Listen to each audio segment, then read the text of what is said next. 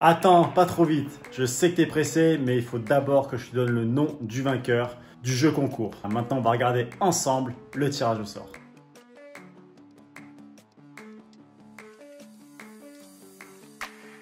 Félicitations à Fall Guys 22, donc fais-moi signe en commentaire ou envoie-moi tout simplement un message privé. Et si tu fais aucun signe, eh ben la plaque sera remise en jeu dans la prochaine vidéo. Donc voilà, maintenant c'est parti, place à la vidéo sur le service rentrant. Salut, c'est Enzo et bienvenue dans cette nouvelle vidéo. Alors aujourd'hui, on va voir ensemble 4 étapes pour réaliser un service rentrant. Donc comme plusieurs joueurs me l'ont demandé, je fais maintenant cette vidéo sur le service rentrant. Avant de commencer la vidéo, n'oublie pas de télécharger ton petit guide gratuit qui se trouve dans la description, qui va te permettre tout simplement de mieux choisir tes plaques et tes bois. Donc voilà, c'est parti. On va commencer tout de suite par l'étape numéro 1 qui est comment lancer la balle. Alors du coup, le lancer de balle, il est vraiment important parce que c'est grâce au lancer de balle qu'on va réussir à mettre de la vitesse dans le service. Donc tu sais, la règle du tennis de table, c'est de lancer la balle bien droite. La seule chose, c'est que si tu regardes bien les vidéos sur internet des très bons joueurs qui servent rentrant, je suis désolé de te dire, mais il n'y en a aucun qui sert comme ça. Parce que si tu lances la balle très droite sur un service rentrant, ça veut dire que en fait, tu vas devoir t'engager beaucoup plus avec le corps. Donc, le but, c'est pas de faire un lancer comme ça, tu vois, au contraire, mais tu es obligé d'amener la balle un tout petit peu vers toi. Alors, après, le bras, tu vois, le bras, faut que tu l'enlèves, hein, ton bras opposé, tu l'enlèves. Sinon, ton service, il est forcément caché. Déjà que en ramenant la balle un petit peu vers toi, ton service en soi n'est pas légal. Mais donc, voilà. La première étape, c'est de bien choisir ton lancer, tout simplement. Donc après, si toi, tu te sens bien de faire un lancer très droit, fais un lancer très droit. Maintenant, moi, pour le coup, je te conseille de lancer la balle un tout petit peu vers toi pour que tu puisses utiliser la vitesse de la balle, pour que tu puisses justement mettre encore plus de vitesse dans ton service.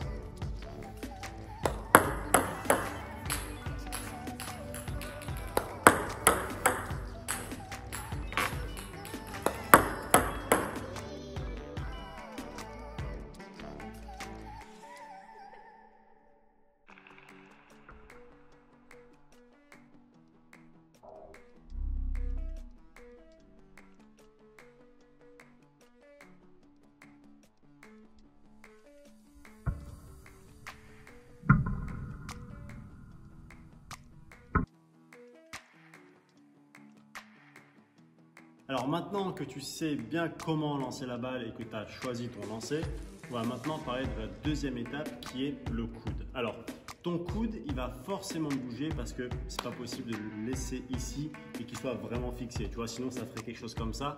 Donc c'est vraiment très compliqué. Donc le but quand même, c'est d'être concentré sur ton point, donc, qui est le coude, et de tourner autour du coude. Tu vois, donc ton geste va être un tout petit peu comme ça. Mais il faut que tu sentes que tu contrôles ton geste, tu vois. Il ne faut pas que tu sois désuni au niveau de ton bras, tout simplement. Donc, ta concentration sur cette deuxième étape, ça va être de sentir que ton coude est quand même fixé sans qu'il soit vraiment très haut et qu'il reste très haut du début à la fin, tu vois. Il va pouvoir partir un petit peu vers le bas grâce à l'élan que tu vas mettre dans ta tête de raquette. Mais voilà, donc par rapport à ce deuxième point, vraiment concentre-toi sur le coude. Donc on va voir maintenant quelques images.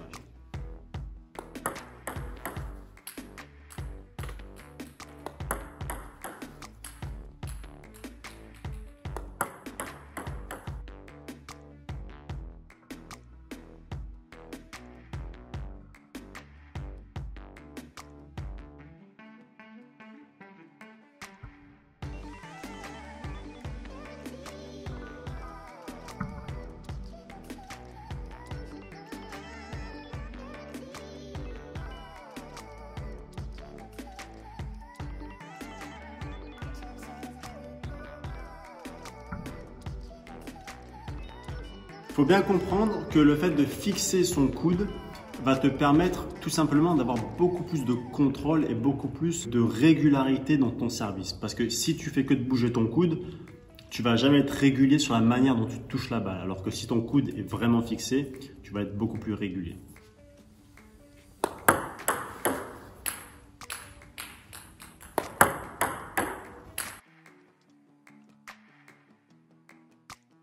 Allez, on passe maintenant à l'étape numéro 3 qui est l'utilisation du poignet et des doigts. Alors, le mouvement, il est de là pour que ensuite elle puisse partir toute seule. Alors, pour ça, la position de tes doigts est très importante. Tu vois, tu ne peux pas être en position de service normal comme si tu faisais un service sortant. Là, il faut que tes doigts que surtout ton index soit un tout petit peu plus haut sur ta plaque du revers, tout simplement, tu vois, pour que tu puisses, au moment de l'impact balle-raquette, que tu puisses serrer au niveau de tes doigts et du coup au niveau un peu plus haut que le manche, tu vois. Parce que si tu n'utilises pas tes doigts, tu ne pourras tout simplement pas faire un service rentrant de qualité parce que l'utilisation des doigts pour un service rentrant, c'est primordial. Donc vraiment, l'utilisation de ton doigt, ton index et ton pouce est vraiment très important. Donc, pour revenir au mouvement, on va faire un arc de cercle de l'intérieur vers l'extérieur. Comme ça, tout simplement. Donc, si tu veux t'entraîner pour pouvoir répéter ce mouvement, tu as juste besoin de prendre une balle et de te mettre comme ça. Même si tu ne mets pas le service sur la table, c'est pas grave.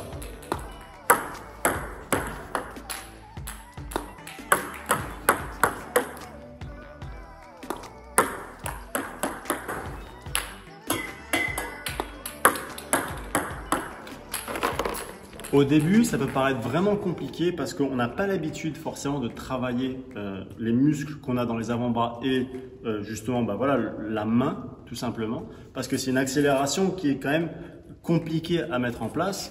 Mais du coup, si tu répètes vraiment ce mouvement-là, tu vas voir qu'au bout d'un moment, tu vas avoir de plus en plus de sensations et tu vas réussir à effectuer ton service rentrant.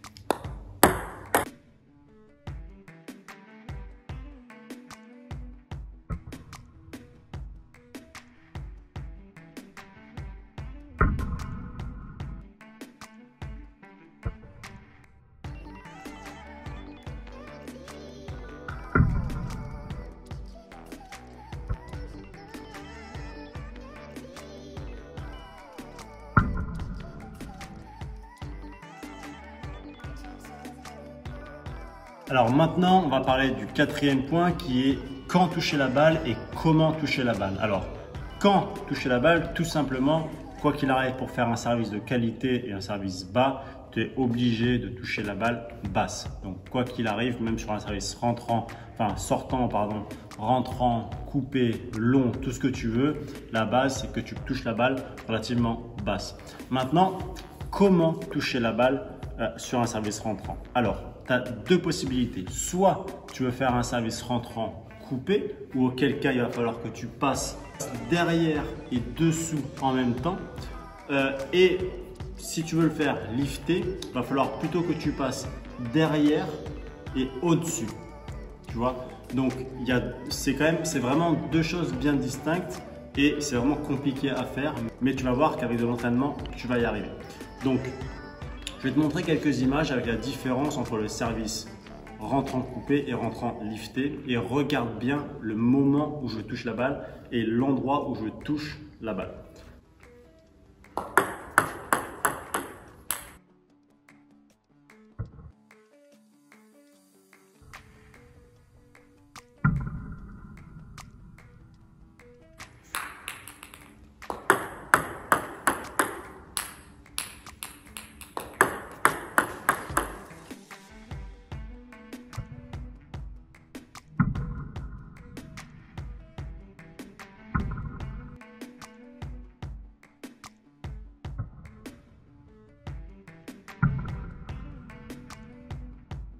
Sur le service rentrant lifté, mon inclinaison de raquette, au moment où je touche la balle, est beaucoup plus fermée. Tu vois, donc je touche la balle beaucoup plus derrière et au-dessus pour lui donner un effet lifté.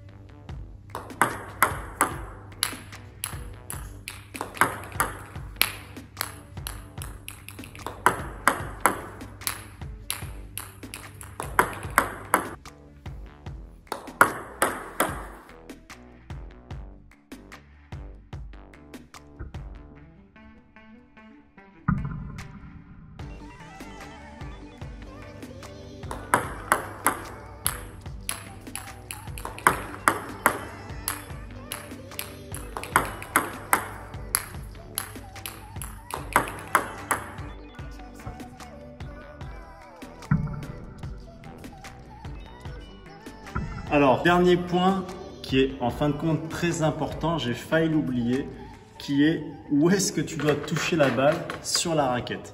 Alors, l'endroit où tu vas avoir le plus de vitesse au moment où tu vas toucher la balle, ça va être ici. Tu vois, ça va être vraiment sur la partie haute de la raquette. Si tu touches la balle ici, donc plus vers le milieu, vers le bas, tu n'auras aucune accélération. Donc le but, c'est que également tu te concentres vraiment sur l'endroit où est-ce que ta balle va toucher sur la raquette. Et vraiment, concentre-toi sur le fait que tu dois toucher la balle ici pour que tu puisses avoir une superbe accélération. Et voilà, ce petit tutoriel sur le service rentrant est terminé. J'espère que ça va vraiment t'aider pour tes prochains matchs, pour tes prochains entraînements. Donc surtout, n'hésite pas à me mettre en commentaire si ça t'aide. Si jamais j'ai oublié des points, je ne suis pas un spécialiste du service rentrant, mais je pense avoir fait le tour. Donc voilà, écoute, surtout n'oublie pas de télécharger ton petit guide gratuit qui se trouve dans la description. Et puis moi, je te dis à très vite. On se revoit bientôt dans des prochaines vidéos. Ciao!